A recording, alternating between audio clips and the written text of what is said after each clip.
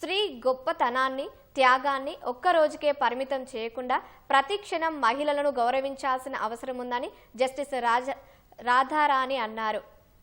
తెలంగాణ గ్రామీణ బ్యాంక్ అధికారులు, ఉద్యోగుల ఆధ్వర్యంలో హైదరాబాద్లో అంతర్జాతీయ మహిళా దినోత్సవం ఘనంగా జరిగింది. హైకోర్టు విశ్రాంత న్యాయమూర్తి జస్టిస్ రాధారాణి ముఖ్య అతిథిగా హాజరు కాగా రాష్ట్ర వ్యాప్తంగా గ్రామీణ బ్యాంకు బ్రాంచులలో పనిచేసే మహిళా ఉద్యోగులు పెద్ద సంఖ్యలో తరలివచ్చారు. అబ్బాయిలతో సమానంగా అమ్మాయిలను పెంచాలన్న జస్టిస్ రాధారాణి ఆడపిల్ల పుట్టిందని భయంతో కాకుండా ధైర్యంగా పెంచాలని సూచించారు.